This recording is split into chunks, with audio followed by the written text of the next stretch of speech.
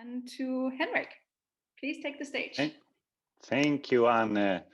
Wonderful to be here with you guys. It's a pleasure to spend a little bit of time with other nerds that are all about designing meaningful learning experiences. So let us start by just take 1 minute to stand up and do a little bit of stretching to get our energy flowing before sitting down again. You don't need to use your camera or whatever, but please just stretch your body a little bit so we get ready for our small session ahead.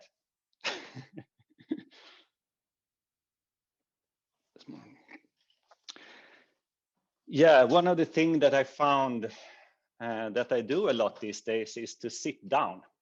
So I try to at least find a little bit of time to do some stretching. So anyhow, my name is Henrik Johansson. I'm based in Stockholm now, and I work as a transformation strategist. And as Anne and many other people I saw here, I have a background on the Chaos Pilots in Denmark. And during the Chaos Pilot, I became super interested in how to facilitate at that time physical events that could enable learning and transformation for people, and how to make people smarter together. And I work, I have started and I'm part of different platforms, and together with Sarah Juhl here of the Chaos Pilots, we started a company called Change Design that we run for a time. I also the founder of Fantastic Studios that was running for 7 years that I stepped out from 2 years back. Now I'm part of Emerging. It's a platform for a lot of different consultants. I also work with Potential Project, that is a global company that do corporate-based mindfulness trainings for large corporations around the world. And I'm also having a passion project called Inner Island that I will share the case study with you guys today. And I'm doing a lot of client assignments now since the pandemic came. More or less 95% of all my clients has been online. So I've been doing a lot of work I've been doing online trainings in the framework of Potential Project for IKEA, where we made a global rollout, available mindfulness trainings for 146,000 people, and I took care of Sweden. I've been doing creative facilitation trainings for Greenpeace. Previously, that's been physical, but we also did a lot of online stuff with them. Now I'm working with this super exciting, very complex, terrifying project for a big food producers, one of the biggest food producers in Sweden, where we do a strategy process that has been going on for a few months, where we do everything online, including a lot of scientific research, expert steer group committee, leadership team, top executives, and so on. And we do that in mostly in different ways, but we use Murally a lot when we do that.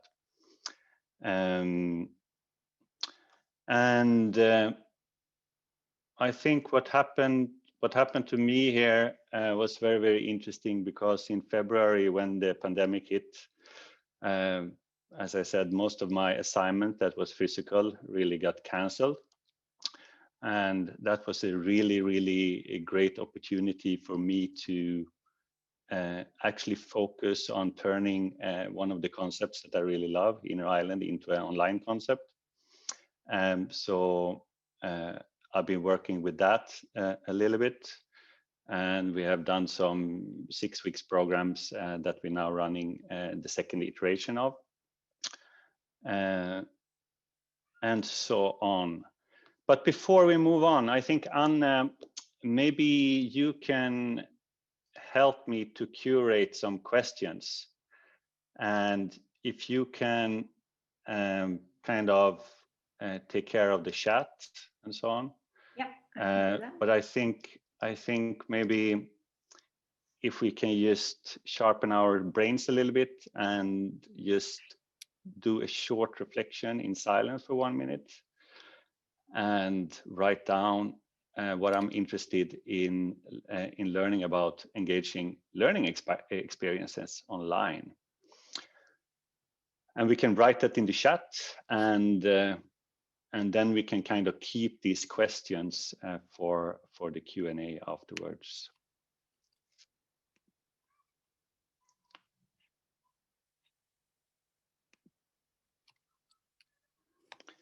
And Anne, you are free to just read them out aloud, and then I can have them spinning in the back of my head while I'm talking. Take 1 minute now and just reflect, and then I will feed you the questions afterwards. Is that okay? Wonderful.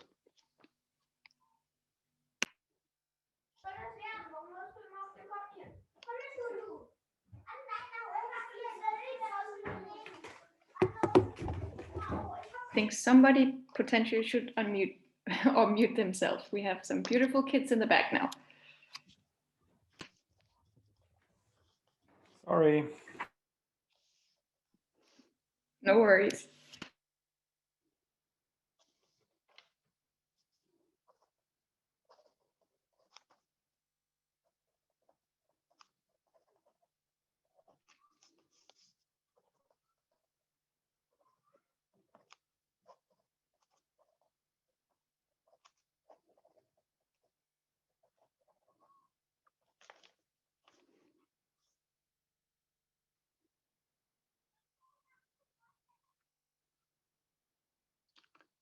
So feel free to write in the chat now.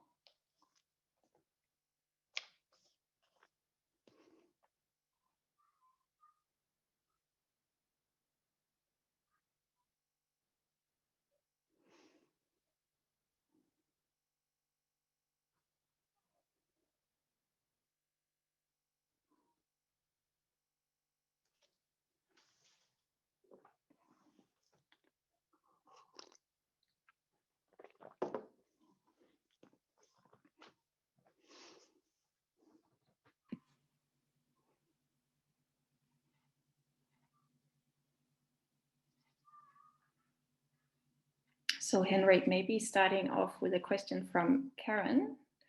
How do you practice third level listening in digital rooms?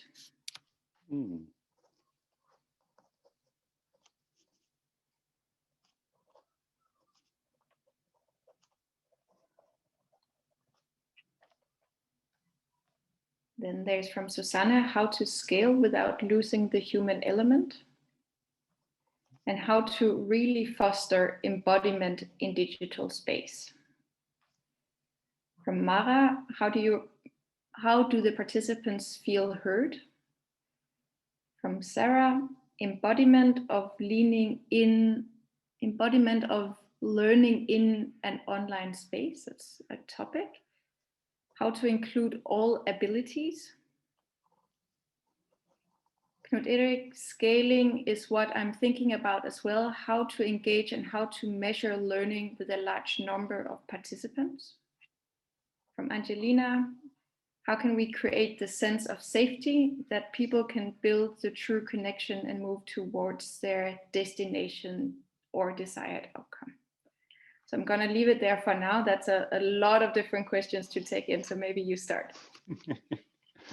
Wonderful. Thank you for those questions. I will try to keep some of them in mind while I share my case study or my case. So I will start by sharing a case, and then I will just go through a few principles for online facilitation, and then we can open up for the Q&A. So the case I will share is called Inner Island, and previously we did 10 days holistic programs where we gathered different entrepreneurial profile, mostly on very spectacular locations. So we kind of used extraordinary locations and different ancient modalities to help people kind of land in their body and their mind and create constructive mind states so they could dream up and create meaningful directions in their lives. So these were 10-day sessions, and we also did one previously in camp on Andaman Islands, where we brought people. And then the pandemic came, and then I had a little bit of time actually to turn this Inner Island program into a 6 weeks program where we have 6 live facilitated online sessions. We create peer coaching groups between the participants so they can meet offline. And we give them different take-home tasks and templates with curated content. And then we also encourage people and help people to build a meditation habit during these 6 weeks by offering optional morning meditations for 15 minutes. So people can just drop in at 7:45 to 8 o'clock, and sometimes some people sit a little bit longer. We also do a lot of free events where we invite experts in the field of meditation so far. We have different shorter sessions where people can do history mapping so they can really understand where they're coming from and learn from the past so they can catapult that learning into the future. We have also created the Scaling Wisdom Initiative, where we think that everyone should have the equal opportunity to access and invest in their own personal development and growth, regardingly whatever situation people are from. And having access to personal development and kind of creating their own inner compass can nurture leadership qualities and one's ability to take agency.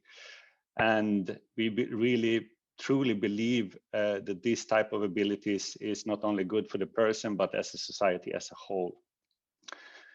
So that's kind of the overall thinking we do. And now I will just go through a little bit of the structure of how we have designed this process. So we have a future design process, and I will go through it a little bit rapidly. So it's a 5-step process where we take participants through this process, through the interactive sessions and take home tasks and so on. So the first phase where we bring people into is really for them to understand their past and current situation. From that kind of current situation understanding, we start to define the challenge that could make the biggest impact in their life. And then we take them into a visioning process where they dream up an attractive future and a meaningful direction for their life.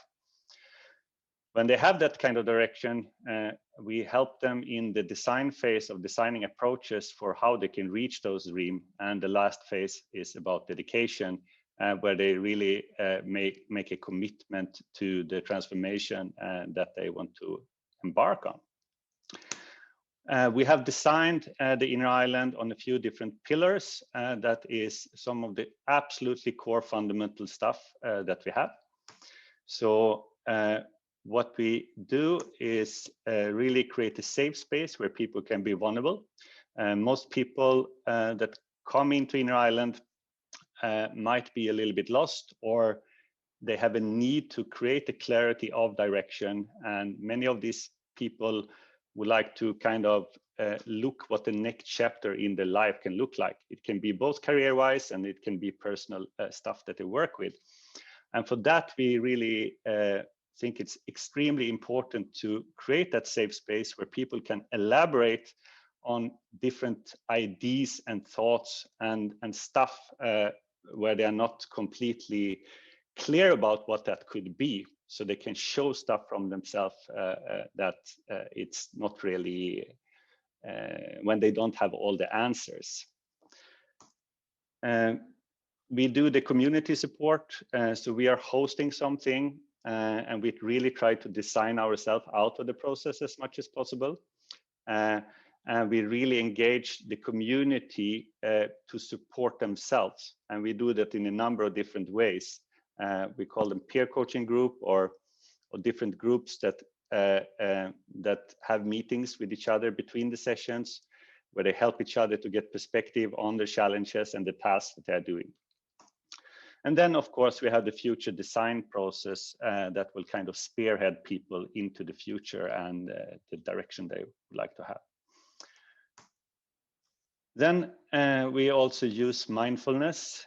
And in the digital space, I think it's more important than ever to help people ground themselves in presence, so we can increase the quality of the conversations and the connections between people.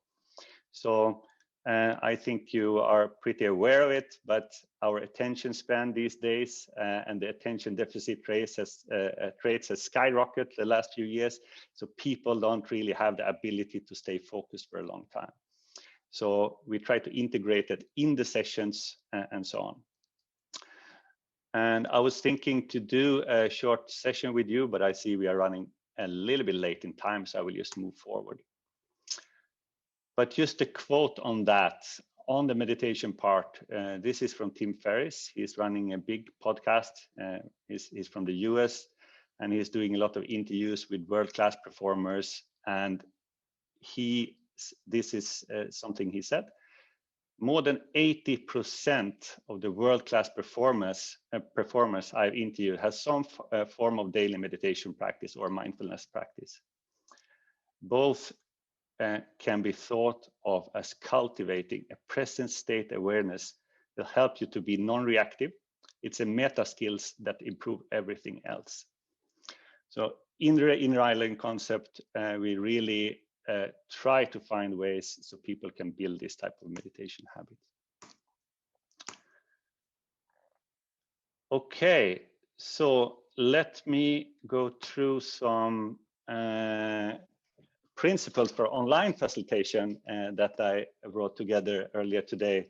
So let's see. So some principles that I have found very, very useful to design for is the ability to concentrate is weakened online. So when we have long sessions like I have now, contributes to a decrease in concentrations among the participants, right? So therefore, we try to design digital meetings with varied modules. So we never try to have longer than 15 minutes content bombs. And we try to find ways of making people interact with each other very regularly so we get them active, right? We take some breaks, maximize interaction, have shorter presentation, and interchange that with interactive modules. That could be breakout groups, writing in the chat, and so on. Okay, something about interactivity. So too much one communication is tiring. So as a facilitator, we need to work with the presenter to design interactive modules into shorter presentation, for example, questions or short workshop modules. So when I do stuff with external experts, I really need to work alongside with them to secure that there may be 1 or 2 hour sessions is included interactive elements. That could be questions that people reflect on, and it can be other stuff and stuff to get people active. So design space for reflection, sharing experience, Q&As, etc. Often go from individual to small groups to large group. If you want to get in interactions, let people that is a little bit more introvert, give them ability to reflect by themselves, share it in a little bit smaller group, and then as a large group, you can reflect back to the large group, and that could minimize that people who doesn't dare to speak up can do it because they're part of a smaller group and so on. We use chat, breakout groups, and digital whiteboards like Miro and Mural, etc. And so we try to find different ways of engaging people so they can really contribute.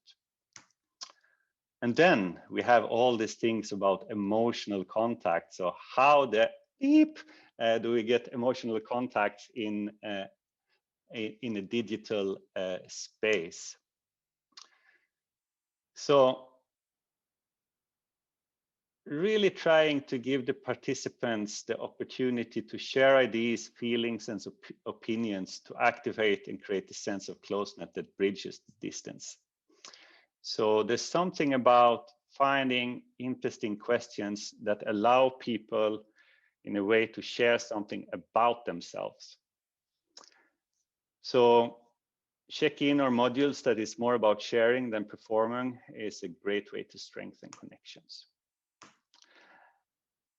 And then we have the meeting design, right? So this is a quote. I don't know from who it is, but last time I heard it was from Peter Melander, who was in our team at the Chaos Pilot. He told me a very funny thing when we talked about workshop design. He said, "A fool with a tool is still a fool," right? So when we do stuff online, I can see that many people try to choose a lot of tools and technical stuff just to use the technical stuff. But as a process designer, it's really about choosing the tools that fulfill a need or an intention or help the people to reach the intention and the desired outcome than just choosing a tool for the sake of the tool. Also, when we do these designs, I noticed that it takes me a hell of a lot of more time to design for digital meetings, especially when you have large groups, because we need to do a lot of much clearer instructions and materials and templates that needs to be crystal clear for people to be able to work with that, because sometimes it's very difficult to give instructions to all the people that you can do in a room. For example, you can see a group working there, you can see a group, and you can take questions on the fly and clarify things. So it needs to be much clearer. Then we have the I do art. So yeah, I will not talk about that. And just a few small practical tips. Use a tech lobby if you work with people that is not used to digital. It's really great to let them check in a little bit before and get them up to speed and get the Zoom working and everything, so people can check in before and you can support them. And I often have housekeeping rules for the digital meetings. So very clear rules about how to behave, unmute yourself when you not speak, write in the chat, unmute yourself when you want to speak, and so on and so on. And also designed for time for breaks where you can activate the body. Many people sit for a long stretch of time all the day, so it's good to get a body. And great to have a co-facilitator like Anne that is handling the technical stuff, curating questions from the chat, and so on. So I think that was my extremely quick intro. And now I think we can just open up for Q&As, right? Fantastic. Thank you, Henrik. So we do have 5 minutes for questions. So you have all prepared beautiful questions. Yeah. So first one to unmute is the first one to ask. Yeah. And I'm sure the next person, you can feel that you are the next person, like it's burning inside of you.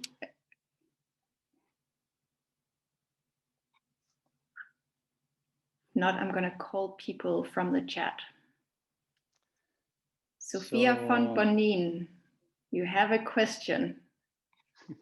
Why don't you unmute yourself? Hey, and hey, everyone. Thank you so much for sharing this. This was very, very interesting, and it really connected well with what I've been trying also to do with the online formats that we've tested out over the last year. I personally, and that was my question actually, I personally always find it most challenging to not just do a session and as you said, kind of just think about the various formats and how they could interact with each other. So not just think about formats, but really think about the overall aspiration to create a transformational experience. So how do you really get people to not just learn something, but really to maybe try out new habits or change behaviors, just kind of move beyond their comfort zone. And I mean, I imagine with the topics that you've tackled, that's something that's quite at the core of what you're trying to do. I would just be interested in, in this transformational aspect, what you find most important there. So I think it's very much the same as in physical space when we work with transformation, is to really make people reflect deeply about the intention of why they take part of something and clarify what they want to get out of it. So really put it into the core of why they are there and how they want to kind of develop. And then I think it's the same way in physical space. I think it's very much about creating an environment where people really can share stuff about themselves. And like when we talk about comfort zone, right? So when we want to try something new and we want to do stuff in a new way, we often move out in something that is unfamiliar for us. And in that sense, when we have something with the community support, and we have people that can support each other, I think in different way, as many different ways as possible, to really find ways so people can feel safe with each other. And you can do that by setting ground rules. You can talk about it in different ways. You can design questions that allow people to share stuff about themselves, so also other people can feel comfortable by sharing stuff. So there's something about creating this space with experimentation and elaboration of new things. Yeah, I think Great. I think that was just a few points. So please ask more if you have any more follow-up questions. I lost my thread a little bit there.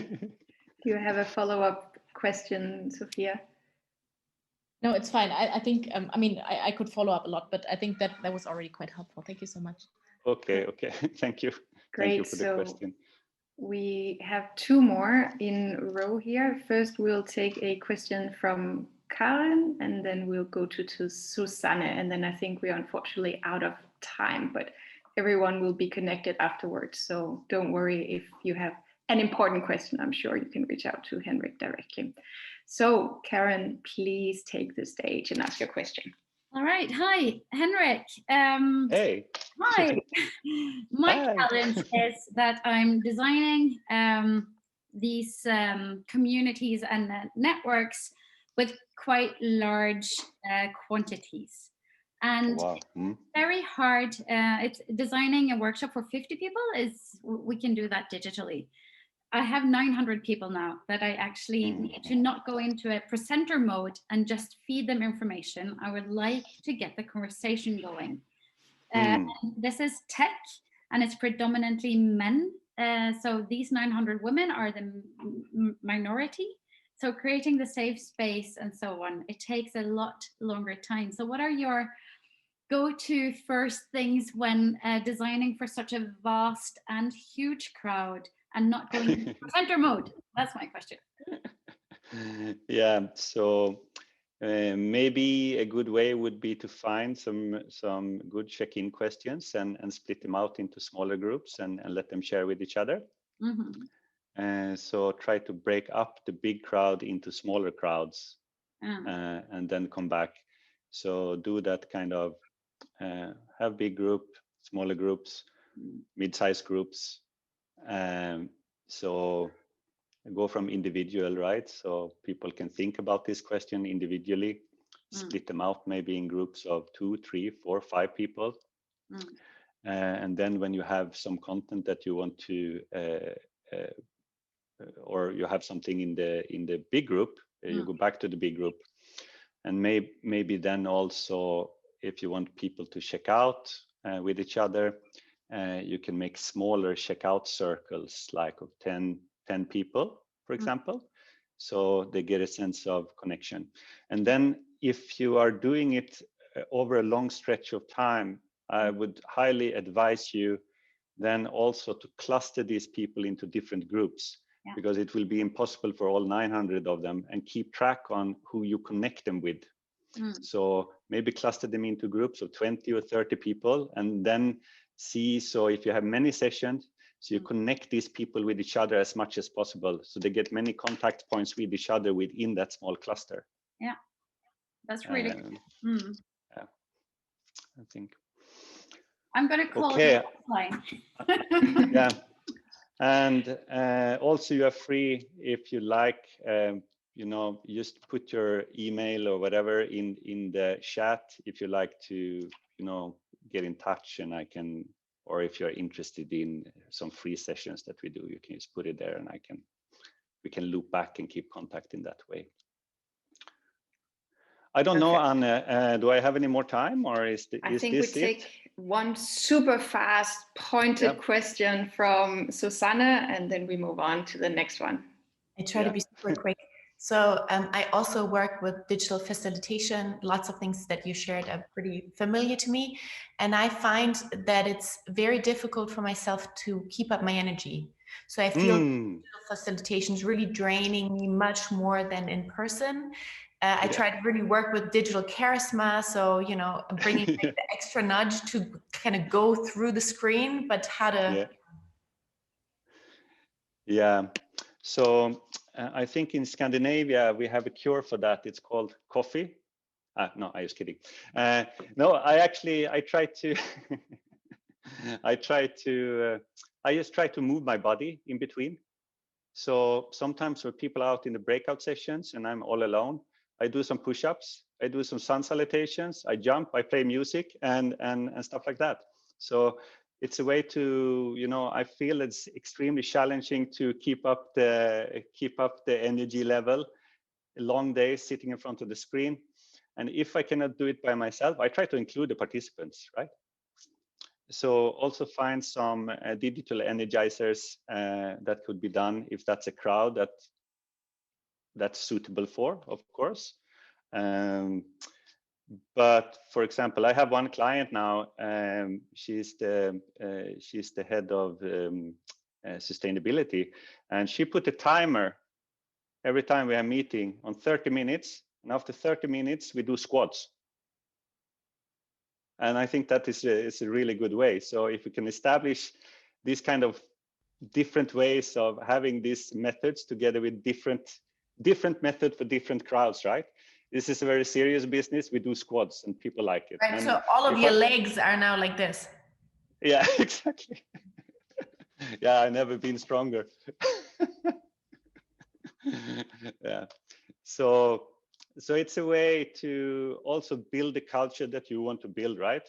So I think one part for me is really to try to use the opportunities when I do online to build practices that benefits me as well, right? So how can I design something that can strengthen my own practice, both physically and mentally? That's one question that I try to have, so I don't get fucked up by doing all this digital stuff all the time. So really find ways, and people used to appreciate it. And one important thing that I notice is very important to establish this very early if you have a client contact. To establish positive stuff that you can do. When you have worked with them for some time, it's more difficult to introduce something new. So, yeah. Excellent. So with squats in mind, we are moving on to the next speaker, and we will be hearing indeed from Susanne. But I think now we have heard that we should be moving our bodies. So I think let's all do 10 squats.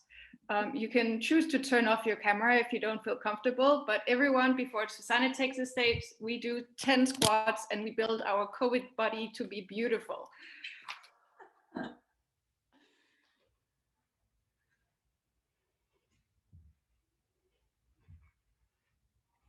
That's very good, Henrik. We have an online teacher. It's a very bad sign that my knees are going like...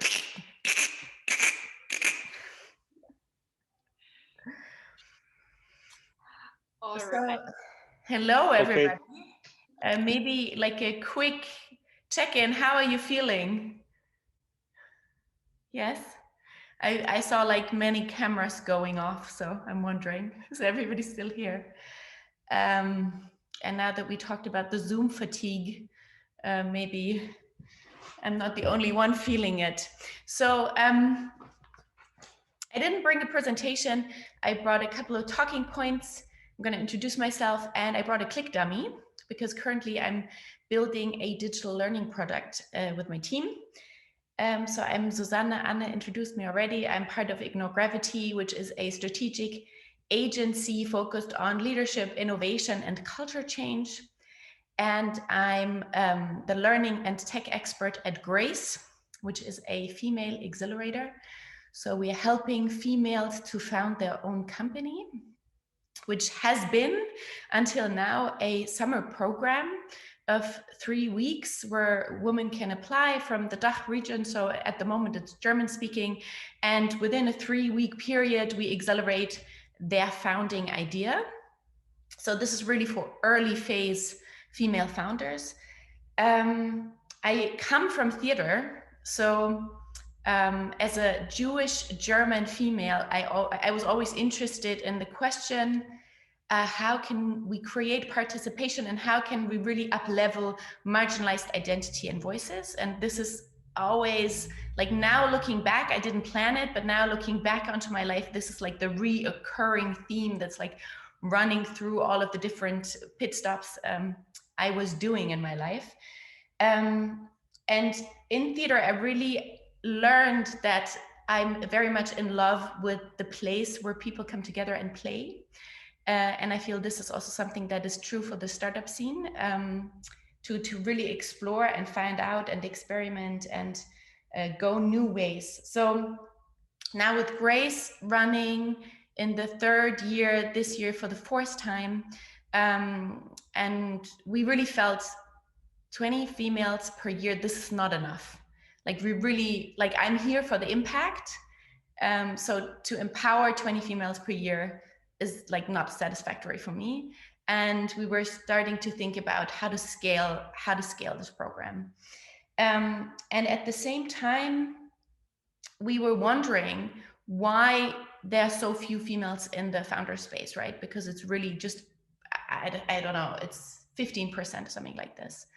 But then if you look at the numbers, it's really true that 60% of female-founded companies or companies with a female co-founder really accelerate in the business and create very, very successful companies. So we did a lot of research on the accessibility, but also whether women maybe just learn differently. Like we were interested in the question, what's happening there? And we looked at the gender aspects, like how is education gendered? And we looked at how does gendered language, which is very prevalent in Germany, probably it's not true for all of the countries that are present at the digital table, but in Germany, we have a very gendered language. So everything's either male or female, right? And there's a ton of research how this is holding back specifically women in our society. So I think a crazy number of, already at the age of 6, girls don't trust in themselves that they will be able to achieve certain things. So there's a huge discouragement going on already when kids are very, very small. So from my understanding now, from the research that we've done, is that by the gendered society that we live in, we encrypt a DNA that actually creates a setup where females actually really learn differently and have different needs in learning spaces. So we found that, for example, MINT topics are really a huge barrier for a woman. This is nothing new. Everybody in the call probably heard about this. Because women are really discouraged to engage in analytical thinking and in mathematical skills from very early on. So you have to approach this topic very differently with females when they're already grown up and in adult development and adult teaching programs, because you have to overcome this bias and the self-perception that they can't really do this. And then we found that women are really much more risk averse because they're somewhat trained and educated to be servant, to be perfectionist, to be deviant, and to really fit in the mold that society is giving them. So it's much harder for females to lean into failure culture, to lean into exploration, to lean into, I'm not sure if this is gonna fly, but I don't care, right? So they need a lot more safety and security and guidance until they reach this moment of just letting go and just like running. And I'm sure that we're in a group of people where maybe a lot of females would say, this is not true, I'm very different. So I'm really talking about statistical perspectives. And I can also see myself that I was raised a little bit differently. But if you look at the grand scale, the numbers really kind of underline that females have a much harder time to just start and explore and fly and fall and do it over again. Right. So these were the findings that we kind of try to incorporate into a tech product that would now enable the first 1 to 3 years of the founder's journey of females. So we created something that at the moment is called the Digital Founders Campus. We're still working on the title. And we created a founder's journey of 10 different building blocks that really give content, context, and enablement to work through all of the different founders topics that you will meet in the first 3 years. And we focused on 3 different things. We focused on culture and mindset to really foster this entrepreneurial, daring, I don't care, I'm just gonna run mindset to help them start exploring. We do this by storytelling throughout the whole digital product. We do this by enabling and encouraging meaning making. So for them to really write their own stories. We do this, and we have heard this before, through mindset meditations. So for every module, we created a specific mindset meditation. So what's the mindset for financial planning? What's the mindset for ideation to prototyping? And we incorporated regular reflection to really help them nourish and foster the sense of going back and understanding what they took in and what they learned. And then I think the most important hack that we did is we implemented in the tech architecture, we entered the iteration process. So we're using canvases that will appear in the first module from idea to prototype, for example, in a persona, right, to understand your customer. And the same canvas will pop up in different modules with the stuff that you've already filled in. But now we ask them to look at the stuff they produce, the content they produce from a different perspective. So we will enable them to iterate over and over and over again, and to really kind of build on top and go into the depth and not like start from various points. So it's really trying to incorporate this user experience and user-centric development process into the architecture of the tech product.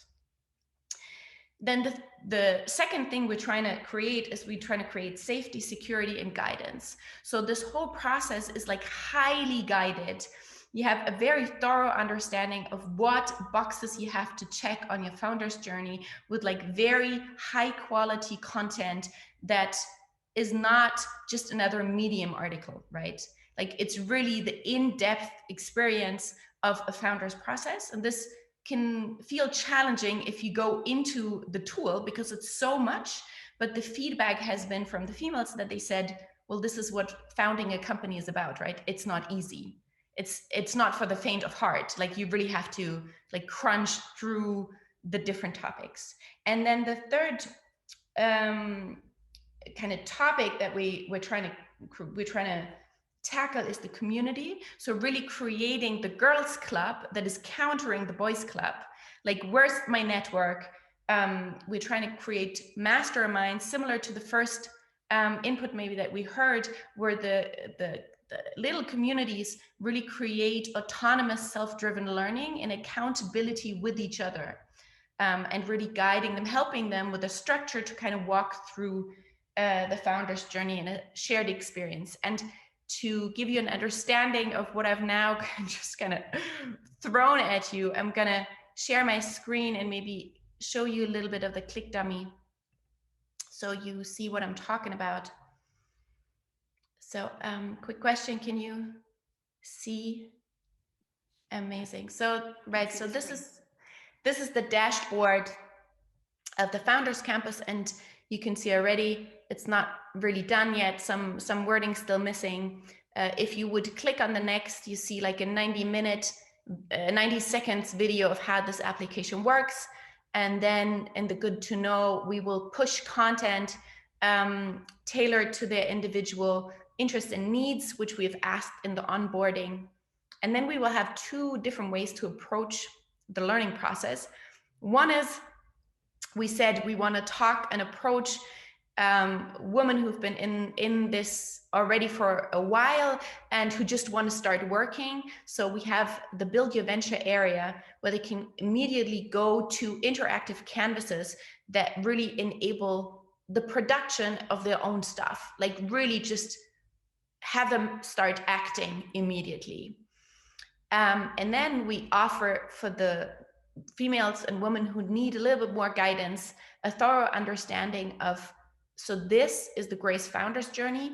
And if you want to go like guided by Grace as a sidekick to your building your venture, these are the steps that we would encourage you to do. We start with the product or service, then we deviate the story and the brand, have them think about team development and leadership, marketing, sales. So it's really an intricate step-to-step program of how to find your own company.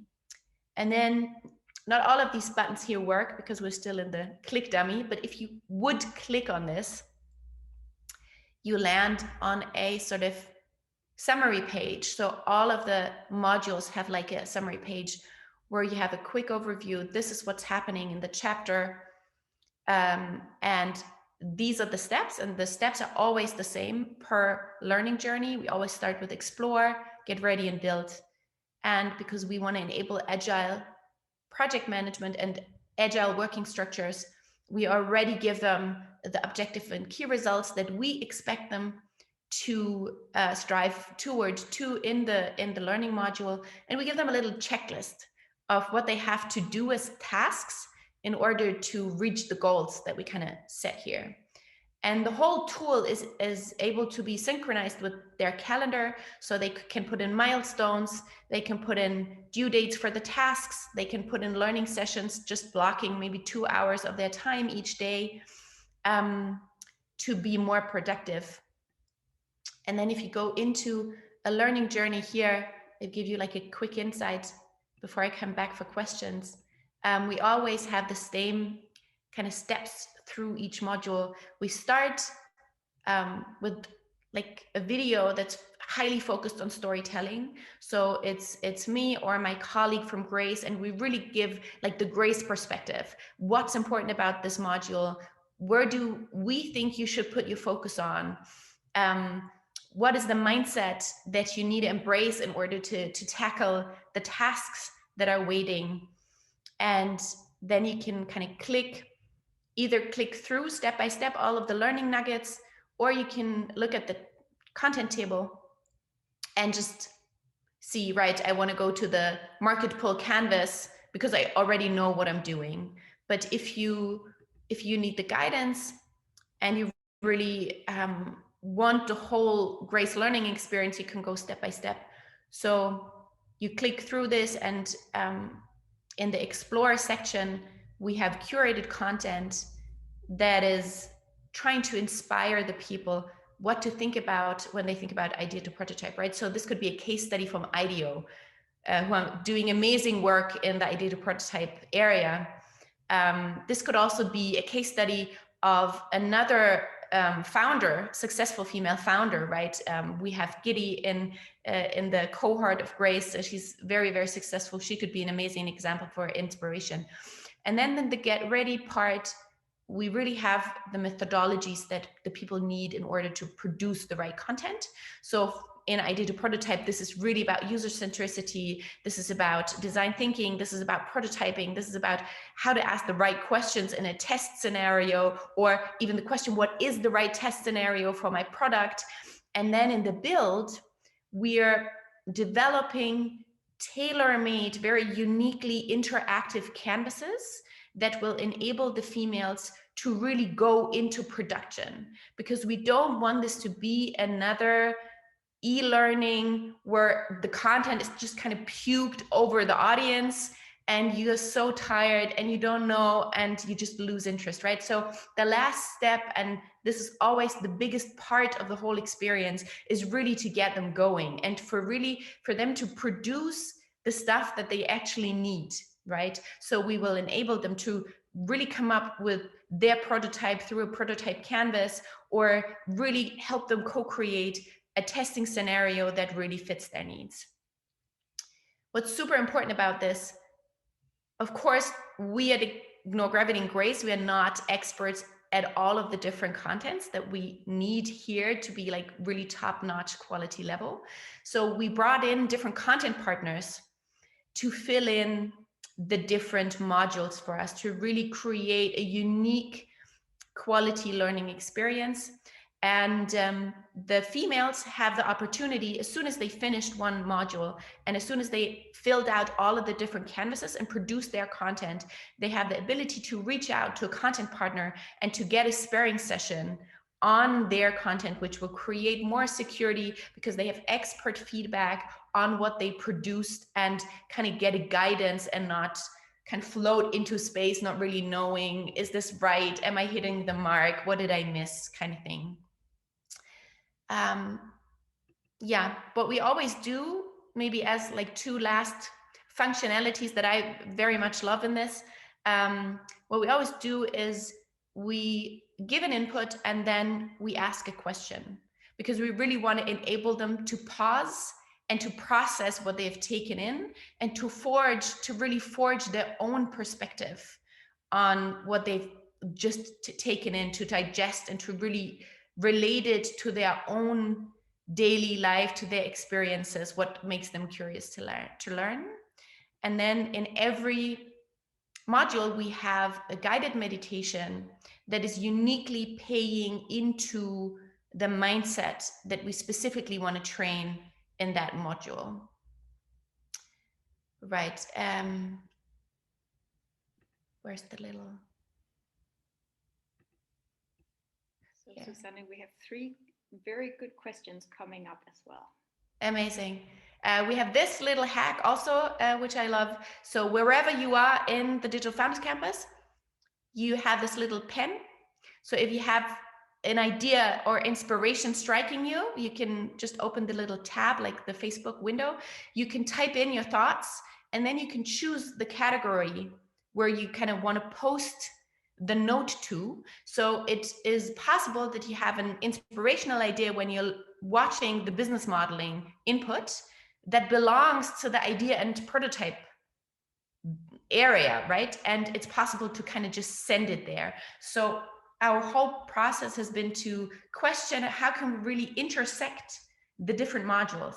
How can we create iteration through the different contents? How can we create co-inspiration between the different inputs and the different build areas?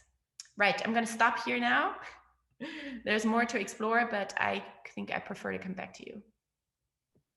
Wonderful. Thank you so much, Susanne, and also thank you to you and the Grace team for the incredible work that you do.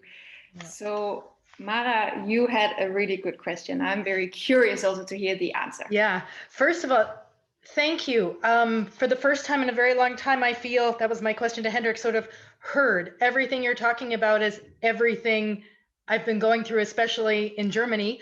But my question comes from my seemingly being a little bit older than you. These findings, how do they differ among women from different generations that you deal with? Or are the people that you work with right now homogenous? Sorry. No, they're not. So that's a great question. So we started with interviewing 80 women in the age span of, I think 21 was the youngest, and then around 50 was the oldest, right? And we can see a little bit of a decrease in some of the issues, but not as much as I would like them to see, right? Yeah. Okay. And I can already see in I have 2 daughters, and I can already see that, like, age-wise so far away from me, and still they're like wondering about failing, and yeah. Thank you. Karen. Thank you. Hi. Okay, so I was curious about the culture part and that you're designing a startup culture for women. What values do you see is actually driving it? Because we do know that there are certain attributes you need to have in a startup culture, but what are the differences in a female startup culture? Right. So from my experience, females are much more interested in the social impact, in the societal responsibility. Yeah. So very advanced values. Say that again? It's very advanced values. Yes, yes. I think they really have leadership qualities, and it's what we need right this moment, right? So I'm very excited about working on elevating this and creating space and creating also in women the power to stand by this and to say, this is important to me and this is important to the world, and if you don't like it, you can fuck off. To be blunt. I see that the biggest gap, I would say, is in the funding, right? Because VC funding is like one of the hardest problems that you have to face as a woman, because there's a very specific idea of how to approach, how to pitch, how to, behave. And I think this is very, very intricate and difficult to break down. We're currently creating a huge network in Berlin to tackle this problem from very, very different perspectives. So we're bringing in people from economy, from politics, VC companies to really address this, because at least it kind of trickled down that we have a problem. So I feel some movement. Okay, cool. I need your email so I can contact you. Yes. I can get it in there. Great. So Oyama-san, you are the last one to ask a question.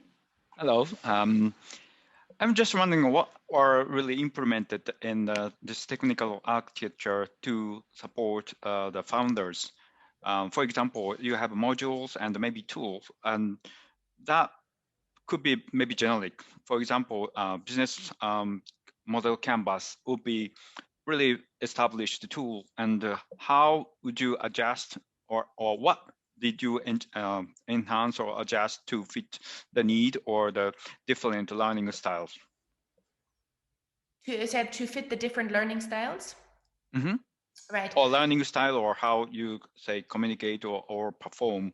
I think I heard the differences are really coordinated into the tool. So this technical architecture actually has some supportive, I think, mechanism for the founders. That's what I thought I understood. So Yes. what will be the different things you have in this platform? Right. So we're still in the development, so I don't have answers for all of the different modules yet, but I can give an example to make you understand. So for example, we developed something, and now I'm missing an English word. Maybe the German speakers can help me here. Do you know what Entscheidungsbaum is in English? Decision tree. Decision tree, amazing, right? So we created a tool that works like a decision tree, which is nested in the learning journey of investment and growth at the very beginning.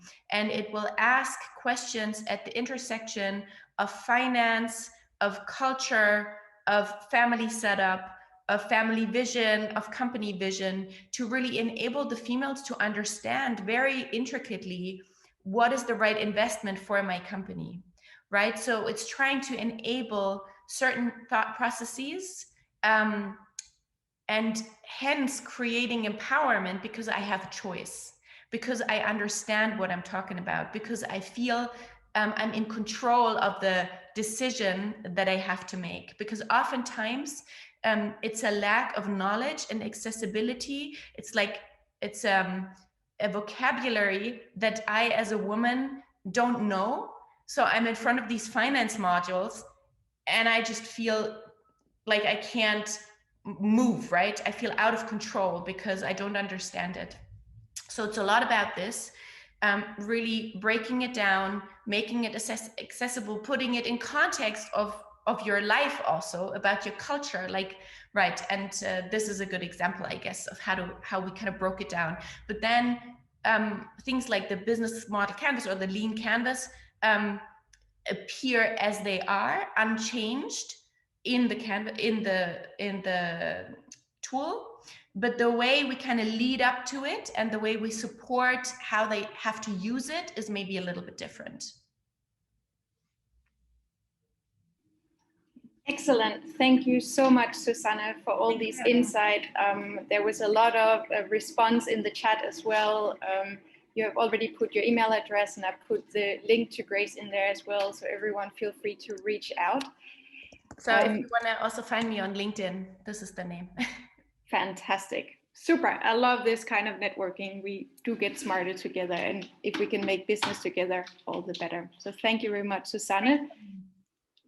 So last but definitely not least, I am super happy that we have some wonderful people joining us from Ethiopia, where it's also starting to get a little bit later in the evening. But Dagmavi, you are our next presenter. Take it away.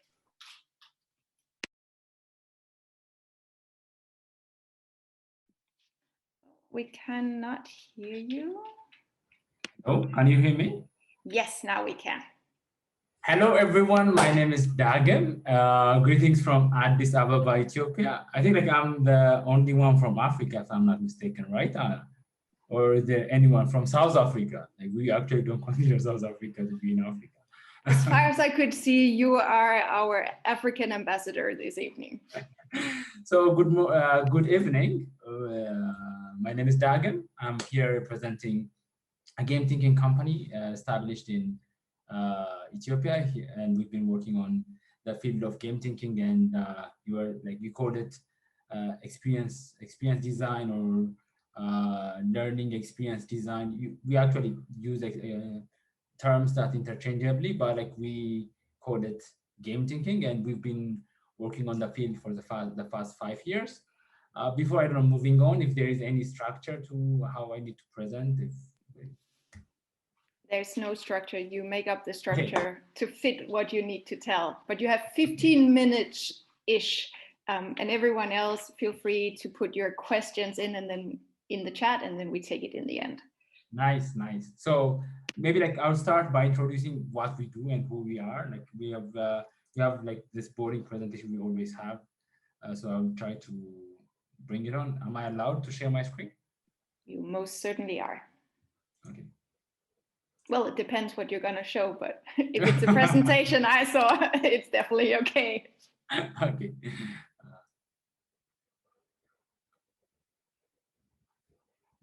Is it coming up? Not quite yet. No. I think you might have to do it again. We can still see you.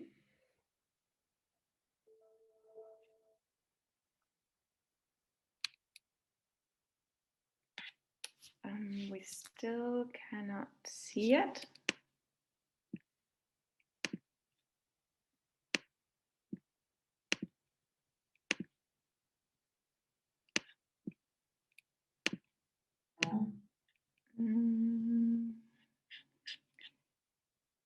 Is it the one that you also shared with me, the Chuvata way? Then I can share it from mine, maybe.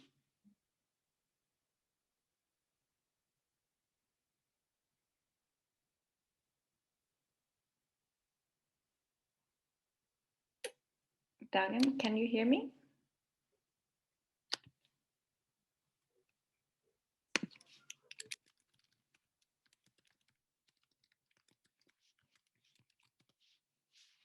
Oh.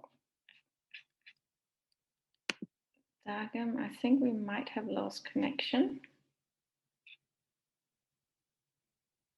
I'm just asking into the group, is the image that you see also frozen? Yeah. I think we might have a connectivity problem here.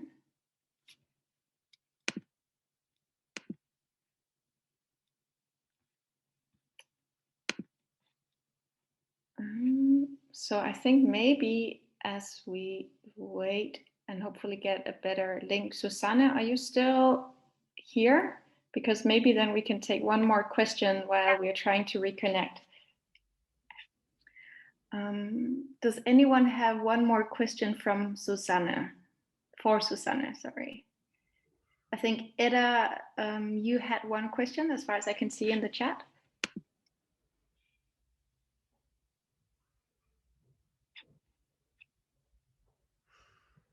Oh, Edda, are you still with us?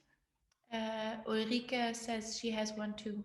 That is good. Then we take Ulrike. Lovely. Thanks ever so much. Thank you for the presentation, Susanne. I want to come back to one of the first things that you said in the very beginning about the challenge that you start at a very early age, right? I'm involved also in kindergarten pedagogy and trying to innovate in that field, right, which is quite a challenge in Germany. So my question would be, have you seen any particular very good examples of gender loose projects that would deal differently in that field of bringing early on girls, or really both genders, to become more innovative together, or right out of that boundaries that usually would be there? Right. So I not specifically, I can kind of elaborate a little bit. So actually, funnily enough, I've written a children's book also to enable different ways of being, but it has a different spin. So I'm part of a rainbow family, and my partner, who's male, has another child with 2 lesbian friends of ours. And I found children literature to be an amazing vehicle, really, for culture change. So I really want to emphasize the books, and then different things like my daughters really had an impact from karate, or like sports that enables power, I want to say, or robotic courses. But I think the actual biggest curve in my children for participation and play and doing stuff without fear was really me modeling it. So coming from a theater background, I was a stage and costume designer in the theater space. So I did a lot of model building at home. And I had a studio, and that was like just stuff to build, like paper and clay, and I don't know, like lots of stuff. And it really fostered in my children, seeing me craft all the time, that now when they come up to me and they want something, they don't say, "Mom, I want a dollhouse, can you buy me one?" They say, "Mom, I want a dollhouse, can we build one?" Right? So modeling to them that you can just make the stuff that you need has been the biggest impact. But this is super anecdotal because it's just me in my bubble, right? So I don't know about programs. But I think that's beautiful, because specifically educators largely are female. I don't know about the other contexts with other countries present here, but largely they are. And so that would be quite typical to also tackle older women, right? Say, how can you be role modeling for yourself, your family, but also in your work life? Thanks for the answer. Lovely. Thank you. Also, actually, in the Grace universe, the role models are super important. And we feel that in the program, to bringing together early phase founders, female founders, with role models who already broke the glass ceiling, so to say, has such amazing impact. And having role models that also really share from a very vulnerable perspective. I mean, Anna is one of them, right? So really being honest about also the challenges is really an accelerant. Yeah. Thank you. Oh, and we have a cat. Wonderful. And Dagmar is back. I'm back. Forgive my old gaming PC, like it keeps crashing, and yeah, that's the same thing. So like I'm going to go straight to the presentation that we prepared. Yeah, great. And like we're going to have like a 2-part kind of thing. So the first one is like what we've been doing, just so that you kind of get to know us in 5 minutes or something like that. then we'll show you what the framework that we're working on and we have developed. So to start off, like I come from a startup called Jawatawaki. It's an Amharic or an Ethiopian language term. It literally means a game wizard. So we started, like, it was 6 of us, me and my 5 colleagues that started like this startup, but now like we have grown into a community of like more than 52 people. So our main objective, our aim, as we're here to cure the world with games. That's the motto we live by and we go by. And whenever we say this, I don't know how many of you already heard the term, but that education is dead. Or we always start out by saying school is dead, or like the old way of teaching and learning process is somehow outdated, and we need to come up with a more human and like more natural kind of human transforming, or the human condition transforming models. So that's what we do.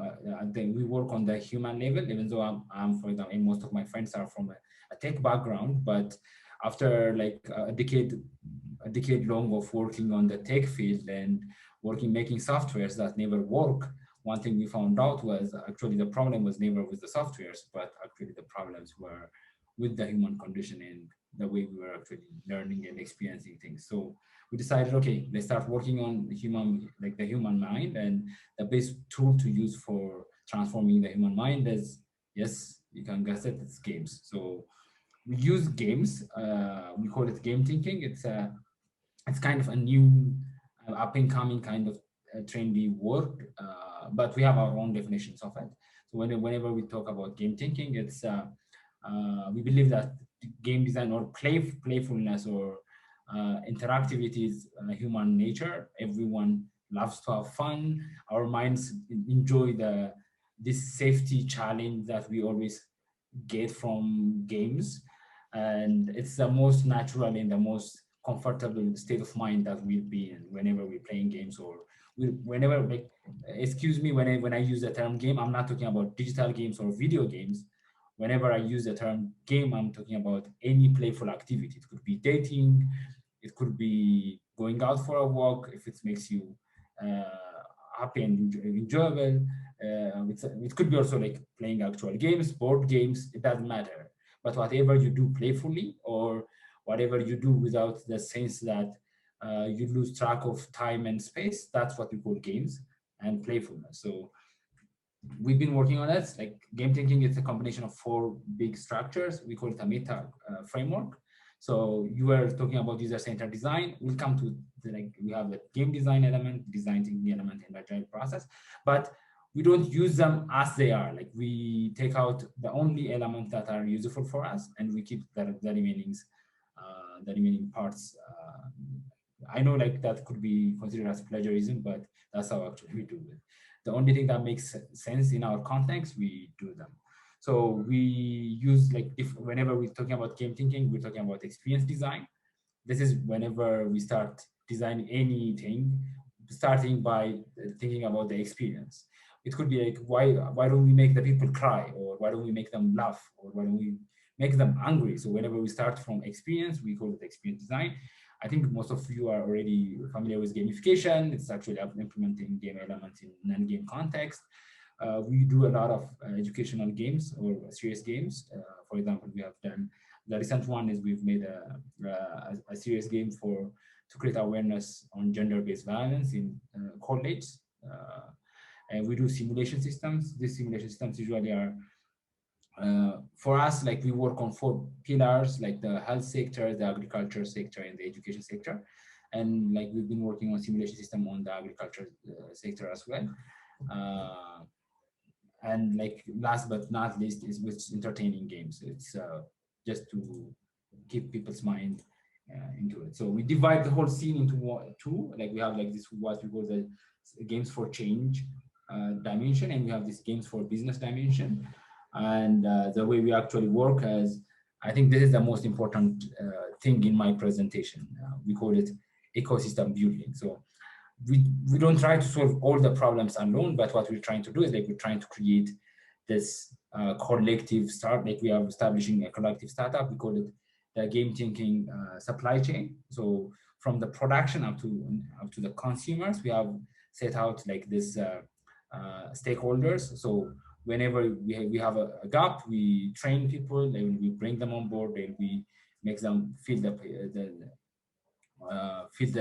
missing spot. So let's say, well, you made an interactive game or you made a gamified application, doesn't necessarily mean everyone is using it and you have transformed the community. From production to consumption, there are a lot of things that need to be considered. So there are like the consideration of whoever is producing the things needs to get paid. So there is a sense of raising funds. Whatever we're making, getting government approval is also one element. So getting the government bodies on board is one element. For example, when we're working on agriculture sector, we need to have the Ministry of Agriculture into it so that like we don't face bureaucratic hurdles in the process. We need social partners who are into visibility, and we need business partners who join us to actually make more profits. We have publishers. These are the people who are actually go to the consumers and look for the missing points and come and to the producers and tell them what to do.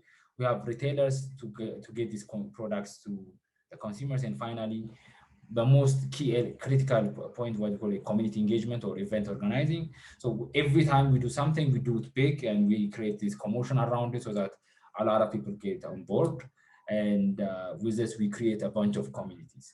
I'll go in detail a bit. So what we do, we have like, we call it the 4 C's. It's more or less a concept, an internal concept model. So we call the capacity, colony, content, and context.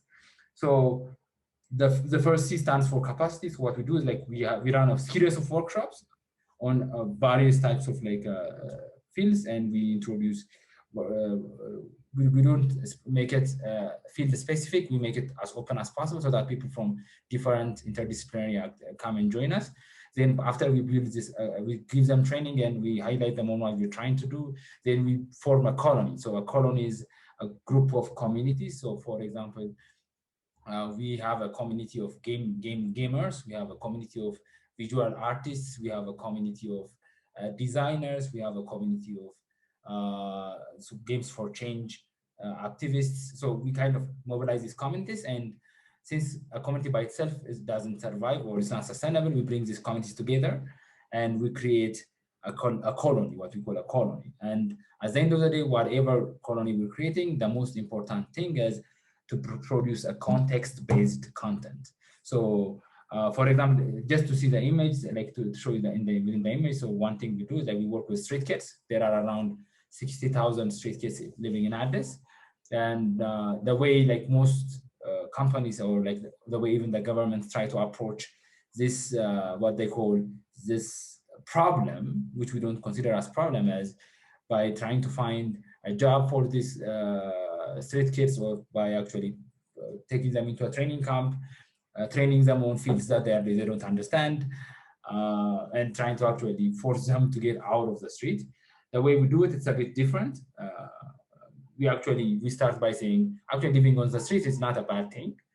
So we kind of flip the whole notions upside down, and we start from there. And what we do is like, we run this series of game competitions with the street kids, so that to find out what their inclination are. So some are into strategies, some are into agility, some are into this physical activity, some are more about communication. So we kind of group them into this based on their special skills, and we create, like we said, communities. Then we bring these communities and try to make them merge to join an actual working community on that specific field.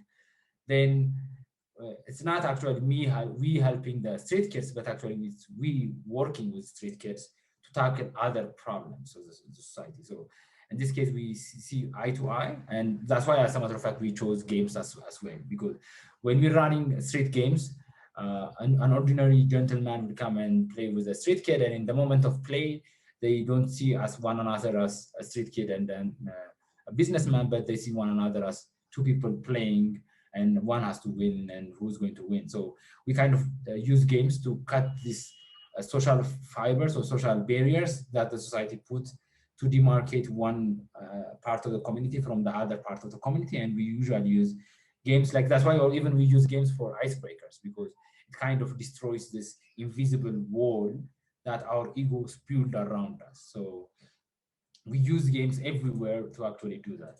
So like we are, like I said, a collective of creators. We are from all walks of life. We have architects, we have game designers, we have software engineers, we have gender specialists, we have graphics designers, animators,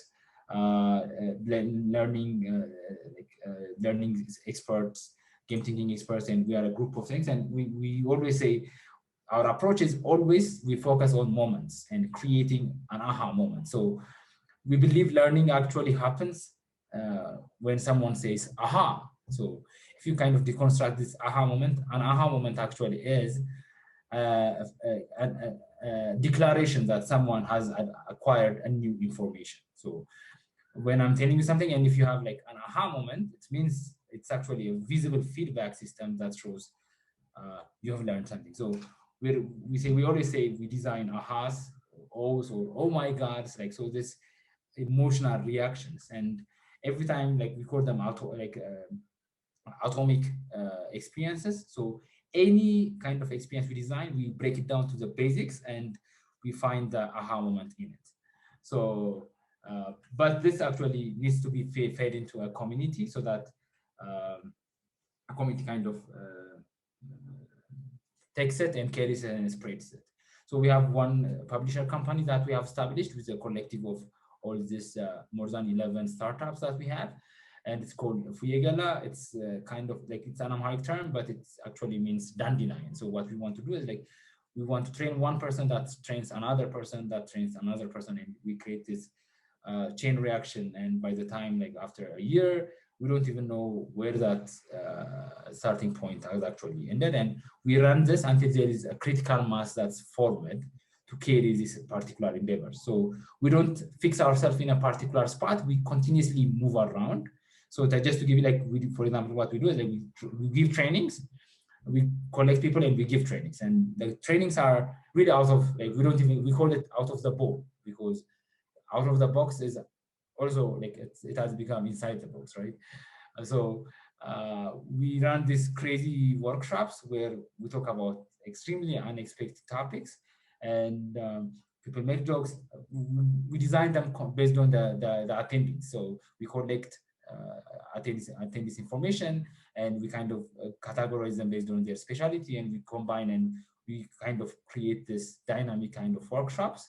And the main aim of the workshop is for people to see a third alternative to anything. So then we kind of run these facilitation things.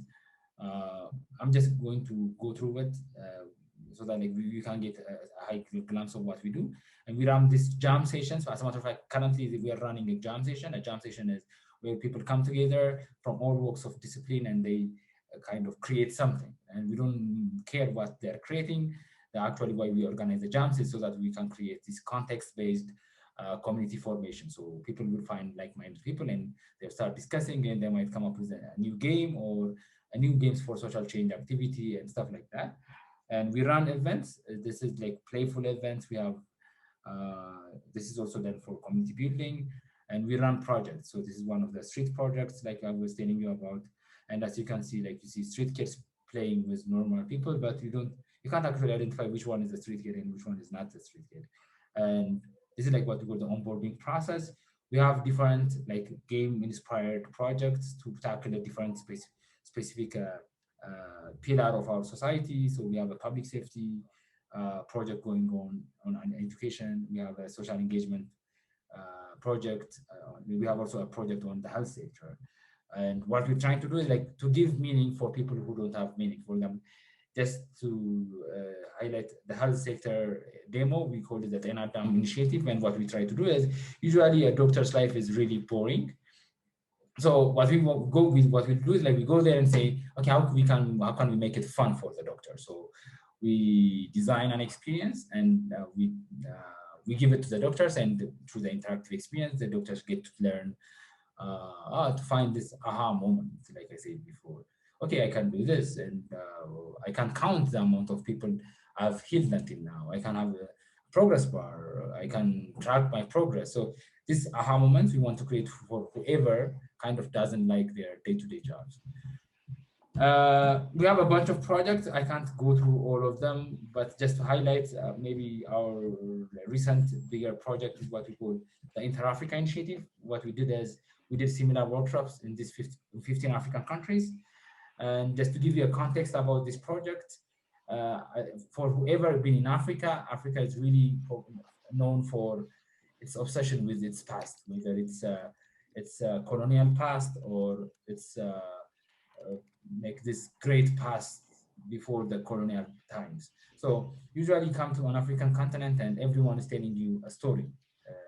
And you find rarely people talking about the future. So when we designed the Inter-Africa, it was like aimed for people living in Africa, especially the youngsters, to come together and by being inspired by their past to come up with a future. So to design this potential future for their communities, and they will do this through using games. So in this, like we have developed 15 games in these 15 African countries, and what makes these games different is these are location-based games, and these are like Pokemon Go. You have to be in the country, in the city, to actually play this game. So it's kind of a context-centered kind of design that we used, and people, yes, they used a historical theme, but they completely reimagined it into the future and designed and developed the future. And we also have like a board game that we developed with it,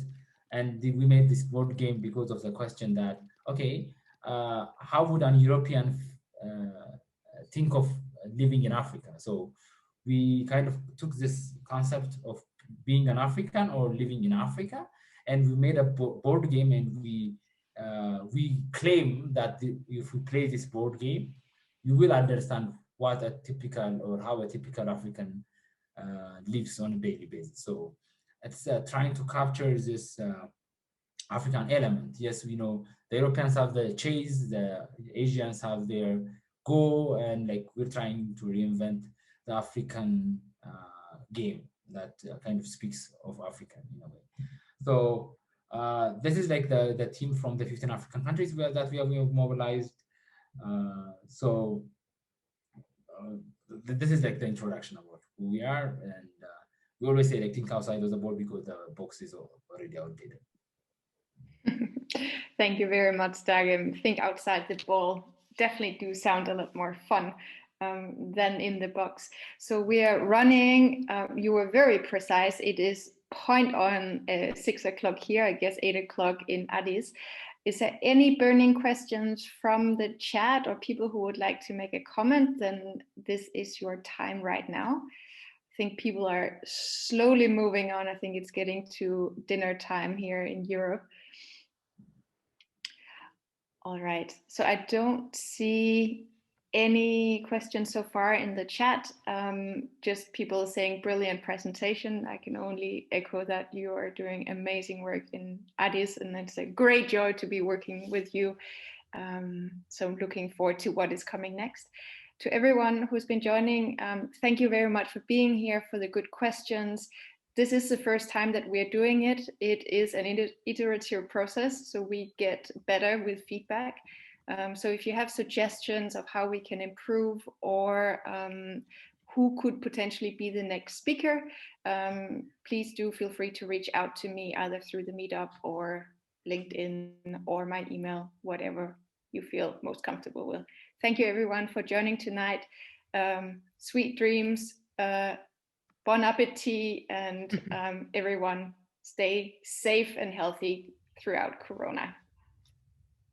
Thank you, everyone. Thank you. See you soon.